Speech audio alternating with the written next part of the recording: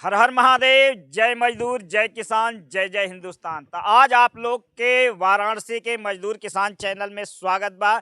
लेकिन इस समय दिल्ली में बवाल मचल बा। कैसे हम लोग सनातन को बचाएं, सनातनियों को बचाएं।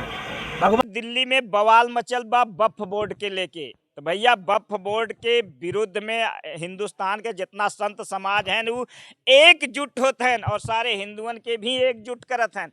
और यही विषय के लेके आज हम बहोरनपुर के मजदूर किसान से भी आपके मिलवावत है और साथ ही साथ ये जानकारी भी देवे चाहत है कि ये वक्फ बोर्ड के लेके जो देश में बवाल मचल बा, आखिर का बा वक्फ बोर्ड, काहे के लेके इतना घमासान मचल बा। भैया का नाम बा आपका? सुदर्शन पटेल। अच्छा, आपके पता बा कि वक्फ बोर्ड हौ का? नहीं, अभी तक तो नहीं मालूम बा।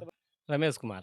अच्छा, ये बतावा कि इसमें वक्फ बोर्ड के लेके पूरे देश में बवाल मचल बा, ये वक्फ बोर्ड का है? हमको तो मालूम नहीं है। आपको भी नहीं पता? अच्छा, ये वक्फ बोर्ड का है? वक्फ बोर्ड के विषय में हम लोग को नहीं पता है, जानकारी भी नहीं है क्या है, क्या होने वाला है। वक्फ बोर्ड हौ का? हम नाम सुने हैं कि अब वही नाम सुन ले है या देखा वक्फ बोर्ड के बारे में लोग बतावत हैं कि वक्फ बोर्ड के ये समय इतनी संपत्ति बा कि पूरा का पूरा पाकिस्तान वक्फ बोर्ड के संपत्ति में बस सकला।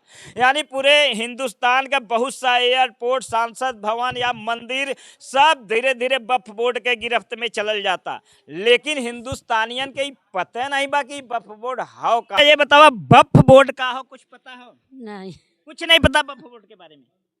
वक्फ बोर्ड के पास कितनी संपत्ति है, एकरे बारे में कुछ जानकारी है? इसके बारे में हमको जानकारी जब हमको पता ही नहीं है कि वक्फ बोर्ड होता क्या है। वक्फ बोर्ड का है पता है? अभी तो हमको कुछ पता ही नहीं वक्फ बोर्ड क्या होता है। तो पता है वक्फ बोर्ड का है? नहीं, कुछ नहीं पता भैया। ये वक्फ बोर्ड तो एक तरह से अवैध कब्जों का घर बन गया है जी सरकारी जमीनें हैं चाहे प्राइवेट जमीनें, सबको ये कब्जा कर रहा है। जी। ये तो नहीं होना चाहिए।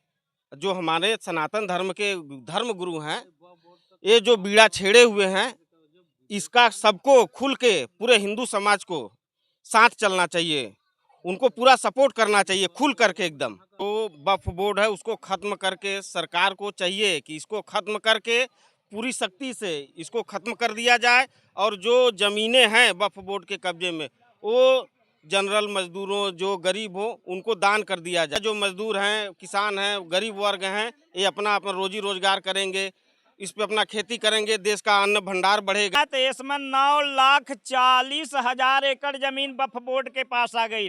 अगर जो एकरे बढ़ोतरी का बात कहल जाए तो अभी 10 साल पहले 2009 में वक्फ बोर्ड के जमीन का सर्वे भैल रहल तो एकरे पास 8 लाख एकड़ जमीन रहल, लेकिन 1.5 लाख एकड़ बढ़ गल मात्र 10 साल में। अरे इतनी स्पीड से तो भैया भारत सरकार का कमाई भी नहीं बढ़ा था जितनी तेजी से वक्फ बोर्ड का संपत्ति बढ़ा था। ये लिए जो संत समाज हैं ये लोग चिंता जतावत हैं कि ऐसे ही वक्फ बोर्ड का संपत्ति बढ़त रह गल तो आवा वाले बस 15-20 साल में पूरा हिंदुस्तान वक्फ बोर्ड के गिरफ्त में चल जाई। तो हम तो देखे पूरे गांव में लोग के 99% लोग के तो ये पता नहीं है कि ये वक्फ बोर्ड हौ का और इससे देश में खतरा का है। लेकिन हमारे देश में कुछ ऐसे भी भाई हैं जो देश धर्म समाज के विषय में भी जानकारी रखलन। भैया बहुत अच्छी बात बतैलन कि अभी कुछ दिन पहले लोग ये राम मंदिर बनत रहा है तो बहुत सा लोग अपन विचार देते रहे कि भैया राम मंदिर के बदले में हॉस्पिटल बन जाए, स्कूल बन जाए। लेकिन ये वक्फ बोर्ड के बारे में अभी तक कोई अपन बयान नहीं देता। कोई नहीं देगा भाई, यहाँ तो वोट की राजनीति होती है। केवल हिंदुए के टारगेट करल भैया। अगर जो यही सनातन बोर्ड का जमीन ऐसे बढ़ल होत ना तो देखते कितना मेढक उछल के आगल होते न प्रवचन देवे कि भैया भूमिहीनन के दान कर दे, स्कूल बना दे, हॉस्पिटल बना दे। लेकिन वक्फ बोर्ड के बारे में सारे जितने भी सनातन विरोधी हैं सबहन के साफ सूंगल और इतनी तेजी से एकर जमीन बढ़ता एकरे विषय में भी अभी कोई का बयान नहीं आल।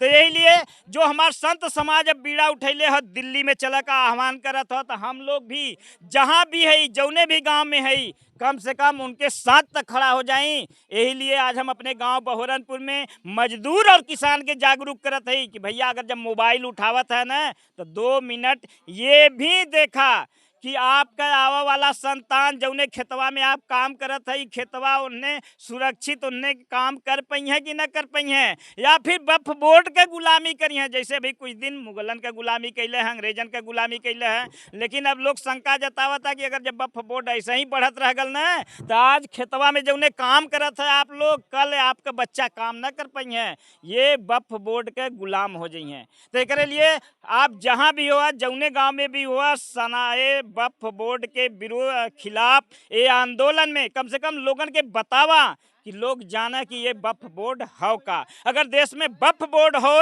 रहे तो सनातन बोर्ड हो, ईसाई बोर्ड हो, बौद्ध बोर्ड हो, सभी हो, या तो सभी खत्म करें। भैया ये कौन नियम बा हो कि देश में एक तो संविधान हो, अगर वक्फ बोर्ड तोहरे जमीन पे दावा ठोक दिले तो हमारे बाबा साहब का संविधान भी फेल। अब हम बाबा साहब के संविधान में एक केस न कर पाई, एके बदे हमें वक्फ बोर्ड जाए के पड़ी। भैया भारत में रह के, आज़ाद भारत में रह के बाबा साहब के संविधान के पालन करते हुए वक्फ बोर्ड का अलग अदालत चलाता। सोचा ये कितना बड़ा एक तरीके से षड्यंत्र बा। संविधान का अपमान सभी वक्फ बोर्ड के अलावा जैसे ईसाई हो गए, हिंदू सनातन हो गए, अगर ये सब का बोर्ड नहीं बा तो सब का अपमान बा। इसलिए सभी के एकजुट होकर ये वक्फ बोर्ड के विरुद्ध आंदोलन में 16 तारीख के दिल्ली जरूर पहुंचा आप लोग, हम तो कहते ही। और जहां जहां भी हुआ अपने गांव में मजदूर किसान के बारे में एक एक बच्चा के बतावा, सबके पता चला कि आखिर वक्फ बोर्ड हाउ का। जब आप वक्फ बोर्ड के जनबे तब एक खिलाफ लड़बे, तो सबसे पहले यही बतावा, सर्च में नेट में सर्च करा, मोबाइल में जा, गूगल में जा कि वक्फ बोर्ड हाउ का, कब एकर गठन भइल, और गठन भइल तो एकरे पास कितना जमीन रहल, और आज एकरे पास कितना जमीन बा, और ये जमीन आवत कहाँ से बा, और इतना एके ताकत कैसे मिलता, सब जानकारी रखा। अगर जो जानकारी न रखब तो समझ ल अब मुगलन का गुलामी कैले, फिर अंग्रेजन का गुलामी कैले, अब फिर गुलामी करे के लिए तैयार हो जा, और नहीं तो जागरूक हो जा। जय मजदूर, जय किसान, जय जय हिंदुस्तान।